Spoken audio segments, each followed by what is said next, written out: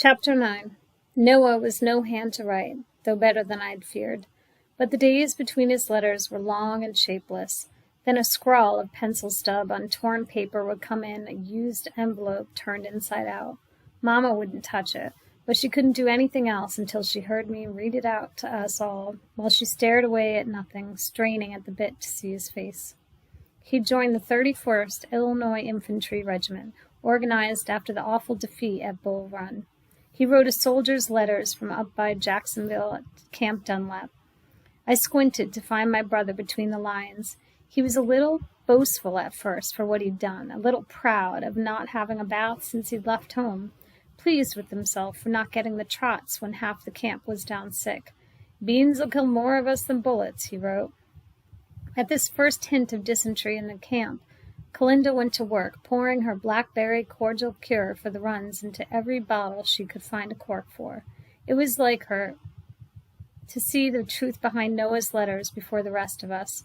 They issued them no weapons up at Camp Dunlap, and no uniforms either.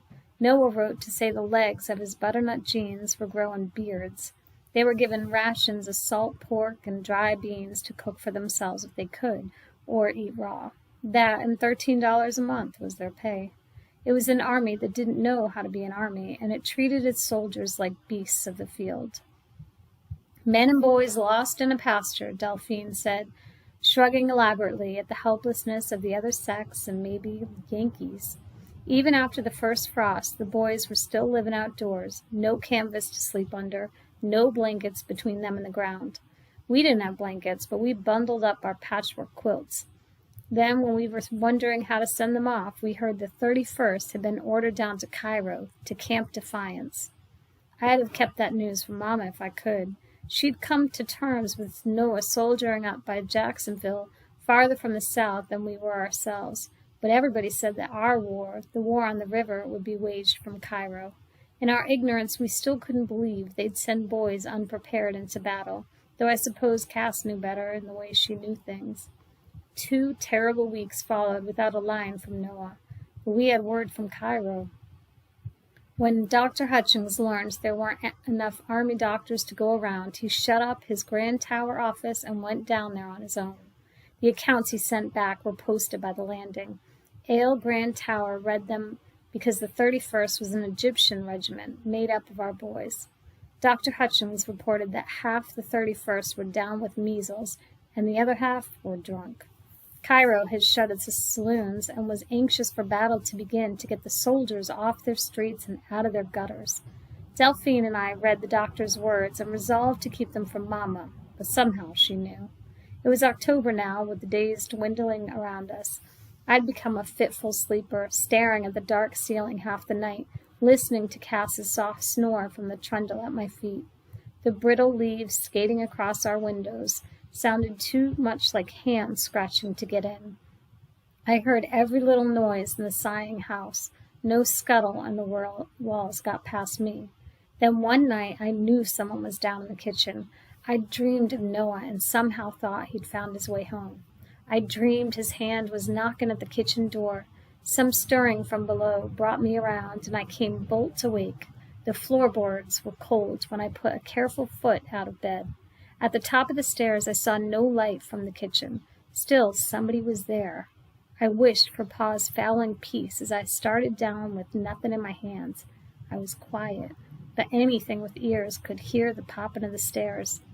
The only light came from the last embers on the hearth. A figure stood there by the kitchen table.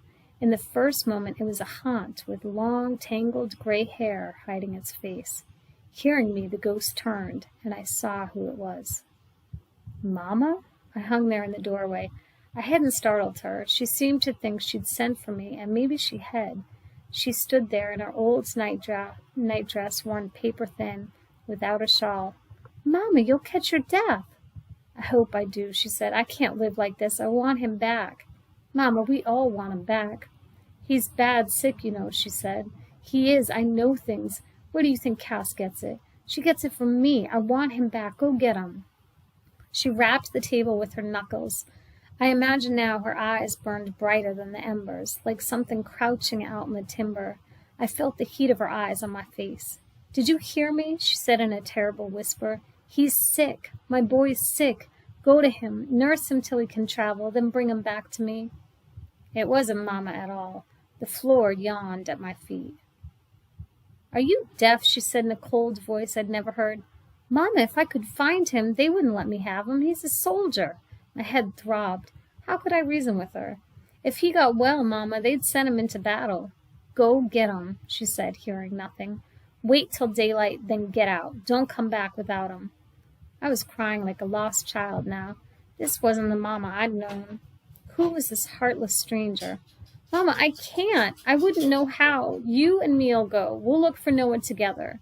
She laughed then, and I wish I could forget that laugh. "I see what you'd do. You'd lure me away from this house, and what if he started home already? What if he come home and found me gone?" She whipped around quick, her hair flying like she heard Noah's footfall on the porch, and I saw I'd lost her. She'd been whittled to madness by her fear. She looked back at me one last time. The merciful dark hid her face. I waited for his pa to come home. I wore out with waiting, and what for? I won't wait for Noah. I ain't got that kind of time now. Don't come back without him. I can spare you. I can't spare him. That blow sent me staggering. I'd have cut and run from her, but another figure stood behind me in the shadows of the hall, another ghostly finger. I was too numb for fear now. It was Kalinda, tall as the door and the long pillar of her nightdress. She was always to be Kalinda to me. Her real name, her African name, Quancoin, came from too far away. I wanted to throw myself into her arms. I needed to be in somebody's arms. "Light a lamp," Kalinda said. She'd heard it all, or enough. With a shaken hand, I brought fire on the straw from the last ember to the lamp. Mama had slumped onto a chair. She was staring away from me as if I should be gone already. "This one, we take her up to bed," Kalinda said, and we did. We got Mama between us, and she even leaned on me, heavy up the stairs. But when we got her into bed, she turned her face to the wall. Still it wasn't daylight. We went back down to the kitchen, and Kalinda made a pot of her powerful New Orleans coffee. It didn't warm me. The cold of the floor climbed my legs. My heart was frozen. I reeled at how quick my life had come to an end. I couldn't go, and I couldn't stay. I didn't doubt but that Noah was sick. He'd have the trots by now, the way they were eaten.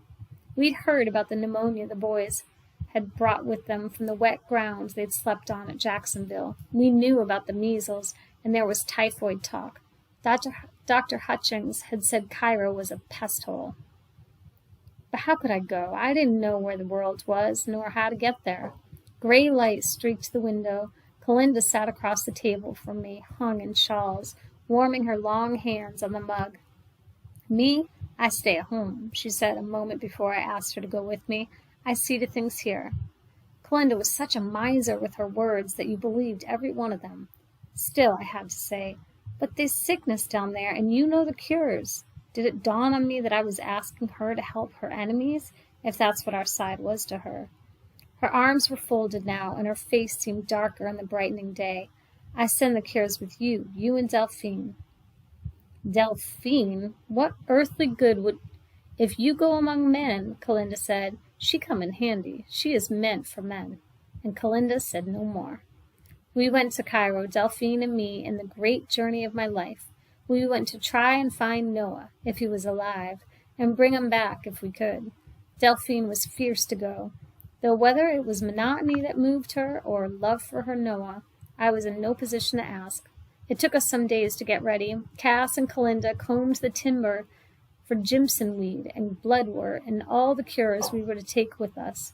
We emptied out our sick drawer and gathered up all the lumps of our good homemade soap and all the eats we could carry, pots of this and jars of that, wrapped in Noah's warm winter clothes, and all the quilts we could force into the trunks. 2 trunks too heavy for us to shift on our own, a hamper and a hat box. Delphine needed dress upon dress, her stays and chemise and everything else that went underneath, and cloaks and capes because November was nearly upon us, and a dozen pair of gloves, her chlorine toothwash, even her cut coral necklace. On our last night at home, she retrimmed 2 traveling hats for us with close veils. I suppose we'd wait for the next boat landing south, both heading south, but Delphine wouldn't hear of it. Who knew when the next boat would stop? Besides, she'd had an unpleasant experience on a boat at Cairo. We'd go on the train. My mind flickered and went blank at the thought. I'd never seen a train, nor the tracks it ran on. It meant rounding up Pegleg Snelson and his buckboard to carry us and our boxes over to Carbondale, miles and miles of bad road. It meant going in the middle of the night to get there in time to meet the train. It meant stepping off the backbone into thin air for me, who'd never been out of the county.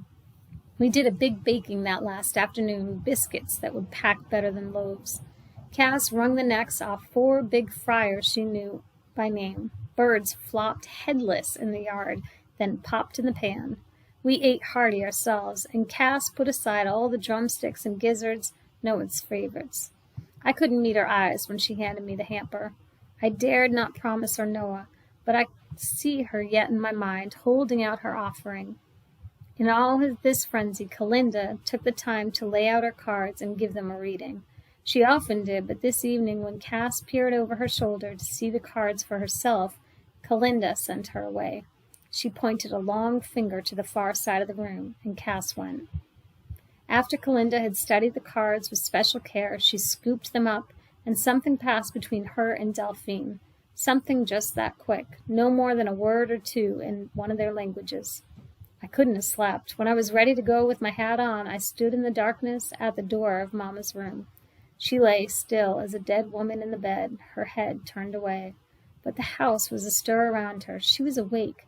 I stood there to let her know I was going because she could spare me.